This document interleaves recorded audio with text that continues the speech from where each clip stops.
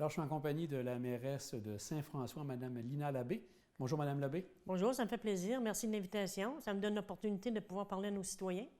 Avant de débuter avec les questions qui touchent davantage l'année 2021 à venir, pourriez-vous nous faire un bref résumé de votre municipalité, le nombre de résidents, les attraits majeurs qu'on retrouve à Saint-François? OK. À Saint-François, l'île d'Orléans, on compte environ 584 citoyens à l'année.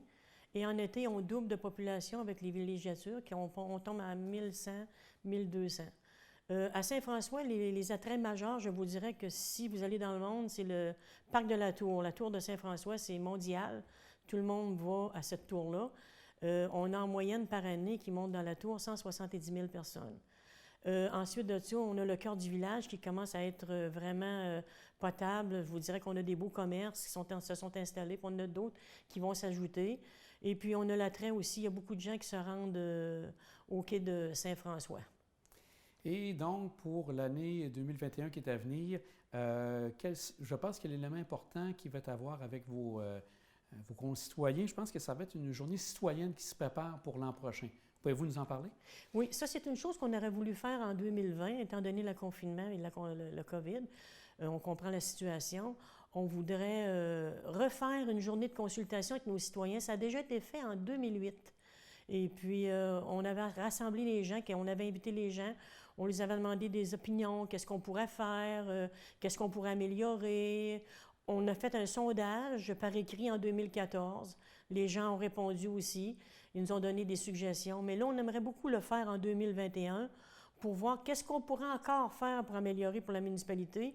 Puis souvent, il y a des choses qui nous apportent qu'on n'a pas pensé, qui sont intéressantes. Alors, on va faire participer notre population à cette journée-là. On a souvent des journées de fête des voisins. On en parlait, mais cette année, on ne l'a pas eu. Mais là, ça va être une journée concentrée avec ce sujet-là et on va présenter nos projets qui sont à venir et qui sont en cours. Dans les projets, je pense qu'il y a quelque chose qui est en train de se tramer. Vous avez parlé de la tour tout à l'heure, donc est-ce qu'il y a des éléments que vous pouvez déjà commencer à nous parler par rapport à la tour? Oui, le parc de la Tour, on a la tour qui commence à avoir de l'âge. Ça a été fait en 1971 ou 72, je me souviens bien. On l'a déjà rénové. On l'a rénové beaucoup. On l'a déjà fait peinturer. On parle de peut-être là 10 ans, entre 10 et 15 ans. Et puis, on a les piliers, les 4 piliers qui vont être à restructurer pour que la tour garde sa forme et qu'elle soit capable de vivre encore quelques années. Mais pour la peinture, on parle d'un coût de entre 15 et 20 000 $. Okay. Pour une petite municipalité comme nous autres, c'est pas facile. Alors, je lance l'opportunité aujourd'hui de ceux qui voudraient peut-être nous commanditer. Ne vous gênez pas. On apprécierait. Puis si vous commanditez, on va inscrire votre nom sur la tour. Puis je peux vous dire qu'il passe beaucoup de monde au parc de la Tour. Et comme j'ai dit tout à l'heure, on parle au moins de 170 000 personnes qui montent dans la tour. Puis je vous dirais que les personnes qui montent dans la tour, c'est peut-être la moitié des gens qui passent au parc de la Tour entre le mois de mai et la mi-octobre. Pour vraiment justifier ces chiffres-là, on a acheté un compteur, puis on a fait le décompte parce que le monde nous disait, ben non, il ne monte pas tant de monde que ça. Il monte du monde dans la tour. Vous avez aussi un autre projet, je pense, avec le quai, qui est en train de se travailler aussi. Qu'est-ce que vous avez en tête pour le quai? On est en surveillance parce qu'en 98, si je me souviens bien, le fédéral nous avait approché. Dans ce temps-là, j'étais conseillère. Il nous avait approché pour acquérir le quai. Mais on avait eu même un plan qui nous avait été présenté que si on ne le prenait pas en 2026, il était obligé de le démanteler. On avait le quai et le chemin du quai. On a acquéri le chemin du quai parce qu'il y avait des gens que si on ne le prenait pas, il était enclavé. C'est un chemin qui a été fait l'année de la construction du quai. On parle des années 1900, peut-être même 1800, quelques années. Le quai, je pense, c'est 1896. Sans trop m'avancer. Alors, pour ce qui est du quai aussi, ce qui est important, on ne dit pas qu'on va le prendre, puis qu'on va le prendre de même sans parler encore une fois. On va faire une consultation aux citoyens, on va parler avec nos citoyens, on va les informer si on a l'intention de le prendre, puis on ne le prendra pas à n'importe quel coup.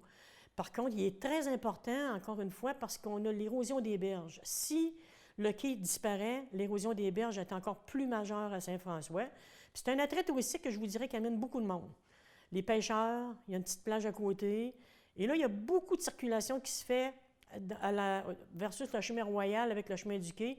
On regarde pour sécuriser aussi ce secteur-là parce que depuis 1896, il n'y a rien de fait. La seule chose qu'ils ont fait, c'est l'asphalte. OK, donc là, vous pensez à réaménager aussi Probablement, l'accès. probablement. OK. Mais là, on a des négociations à faire avec les citoyens et tout. Là, mais ça, c'est dans notre optique. Avec l'année 2021, on parle toujours aussi des budgets et tout ça. Est-ce qu'on peut s'attendre à des gels de taxes, augmentation de taxes au niveau de... Je suis contente que vous me posiez la question. Cette année, on gèle les taxes. On gèle le taux de taxes.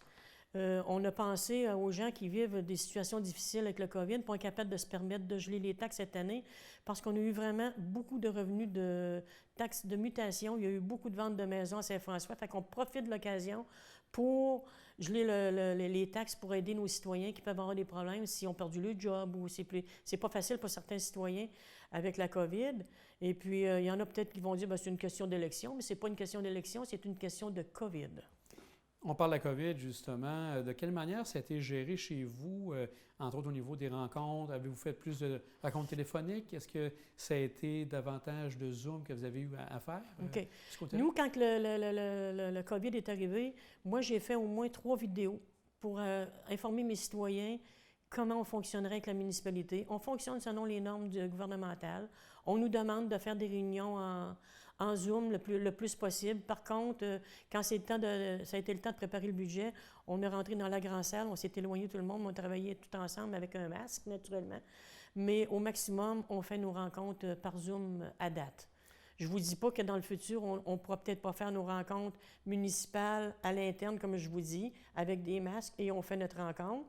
Mais normalement, on a fait ça par Zoom ou à l'intérieur d'une salle avec le respect des...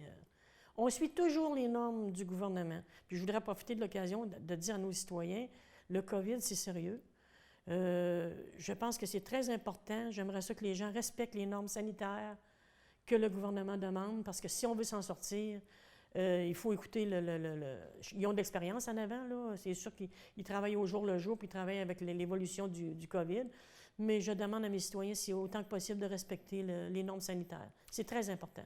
Quand vous parlez aussi, les citoyens, est-ce qu'ils avaient accès à la municipalité? Non, Okay, non. Donc Encore aujourd'hui. Comment ça fonctionne? Aujourd'hui, sur rendez-vous, il faut absolument qu'ils se rencontrent. Autrement, ils prennent un rendez-vous. Sinon, c'est par téléphone, par Internet.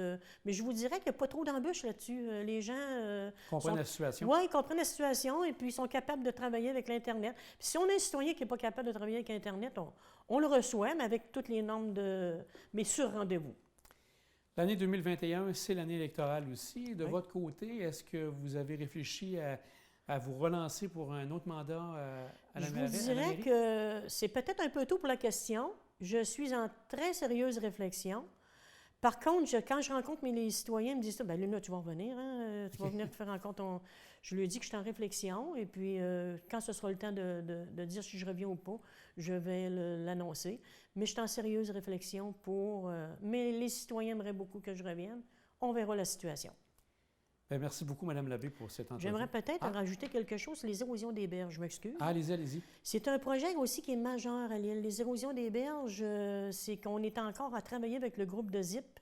On va faire un genre de caractérisation du coin, de la Pointe-Est aller jusqu'à Saint-Jean. Et puis, par la suite, on va rencontrer les citoyens qui sont affectés par l'érosion des berges.